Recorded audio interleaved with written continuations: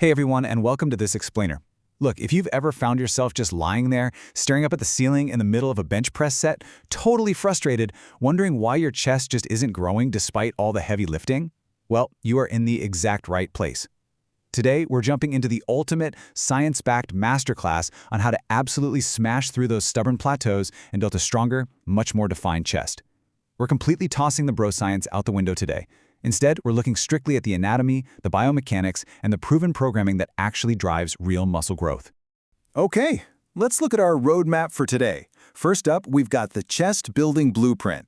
Then we'll cover mastering proper lifting form, followed by the eccentric advantage. After that, it's dominating with dumbbells. And finally, we'll wrap it all up with programming your perfect routine. All right, let's get right into part one, the chest building blueprint. Before we start throwing heavy weights around, we really need to understand the machinery we're working with, right? Think of your chest as the main engine for all your upper body pushing movements. It's this incredibly powerful system. The main slab of muscle is called the pectoralis major. It's basically a giant fan-shaped muscle divided into two main sections, the clavicular head, which is your upper chest, and the sternocostal head, making up the mid to lower chest. And right underneath that, acting as a super important stabilizer, is the pectoralis minor. Now here's the kicker. Because this engine is fan-shaped, its muscle fibers actually run in totally different directions. So what does that mean for you? Well, it means if you only ever do flat bench presses, you're literally only firing on a few cylinders. To fully develop this engine, you absolutely have to hit it from different angles, incline, flat, and decline. Now, once you understand how the engine works, it naturally leads us to probably the most frustrating question in fitness. How often should you actually take this engine out for a spin? Training frequency is highly debated, but the answer really comes down to a very delicate balance. You have to apply the right amount of stimulus while still allowing for adequate recovery. So the science actually points us to a magic number, 10 to 20. That right there is the Goldilocks zone of hard sets per week for your chest. But wait, what exactly counts as a hard set?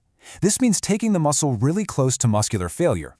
In fitness terms, we call this an RPE, or rate of perceived exertion of 8 or 9 out of 10. Essentially, when you finish a set, you want to feel like you only have maybe 1 or 2 agonizing reps left in the tank. If you aren't pushing the intensity to that level, you just aren't giving the engine a reason to grow.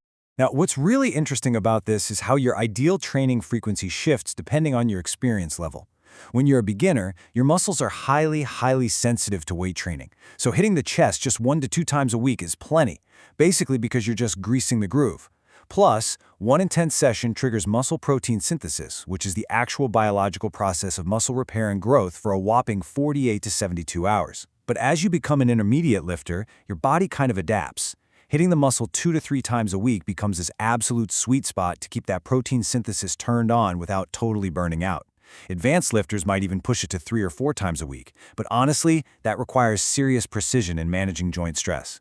Moving right along to part 2, mastering proper lifting form. Look, frequency and volume mean absolutely nothing if you end up sidelined with an injury, so it's really time to leave the ego at the door. If there's literally just one concept you take away today regarding form, it's this exact definition: scapular retraction and depression. Sounds complicated, but it's not. During a press, you need to pull your shoulder blades together, that's the retraction part, and then pull them downwards, that's depression. If you fail to do this, your shoulders are going to naturally roll forward during the lift. And guys, this is the exact mechanism that leads to the absolute most common gym injuries, like terrible shoulder impingement and severe rotator cuff damage. Let's walk step by step through how to actually set your back on the bench, because mastering this is how you instantly increase your pushing power and ensure you can keep lifting for years to come without pain.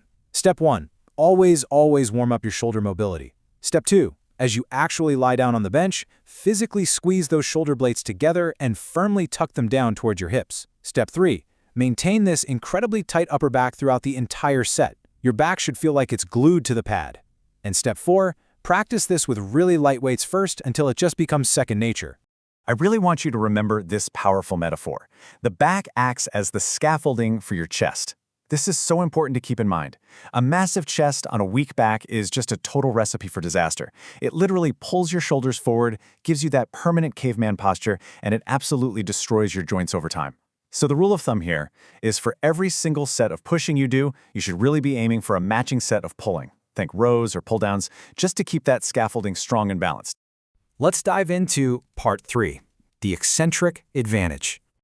Okay, now we're totally shifting our focus. We're moving away from just pushing the weight to meticulously controlling it on the way down. When you push the bar up, your muscle actually shortens. That's called the concentric phase. But when you lower the bar, your muscle fibers are actually lengthening while under a heavy load. That is the eccentric phase. And science tells us that this eccentric lengthening causes significantly more microdamage to the muscle fibers. Since muscle growth is basically just your body repairing that specific damage, focusing heavily on the eccentric phase leads to much greater hypertrophy, or muscle size. And here is a truly mind-blowing number for you: 1.75 times. Your muscles can actually handle up to 1.75 times more weight during an eccentric contraction than during a concentric one. Think about that for a second. You are naturally incredibly strong on the lowering phase of a lift. So if you're just dropping the weight super quickly to your chest so you can bounce it back up, you are literally robbing yourself of the most productive part of the entire exercise. So how do we actually apply this in the gym? Well, here are 3 really powerful eccentric exercises you can try. First, the eccentric bench press. Consciously take 3 to 5 full seconds to lower the bar to your chest. It's going to burn. Next, eccentric flies. Take 4 to 6 seconds to lower the dumbbells and really focus on feeling that deep stretch all the way across your pecs. Finally, you can even do this with body weight. Try eccentric push-ups, taking 4 to 6 seconds to lower yourself to the floor while keeping your elbows tucked tight. Because this type of training causes intense muscle damage, you want to aim for 6 to 10 reps per set, and definitely make sure you take longer rest periods. We're talking around 2 to 3 minutes between these sets. All right, on to part 4, dominating with dumbbells. So if you're completely stuck in a plateau with the barbell, swapping over to dumbbells might be exactly what your chest needs to wake up. Why choose dumbbells over a barbell? Well, they actually offer some pretty incredible benefits. First off, they allow for a significantly increased range of motion. Since a barbell isn't hitting your chest and stopping you, you get a much deeper growth-inducing stretch at the bottom of the movement. Second, because each arm has to work completely independently, dumbbells expose and fix any muscular asymmetries that a barbell usually lets you hide. Third, they allow for individualized wrist and joint positioning. You can just rotate your hands to whatever angle feels pain-free for your specific anatomy. And lastly, hey, you can safely drop them if you fail a rep, which means no spotter needed.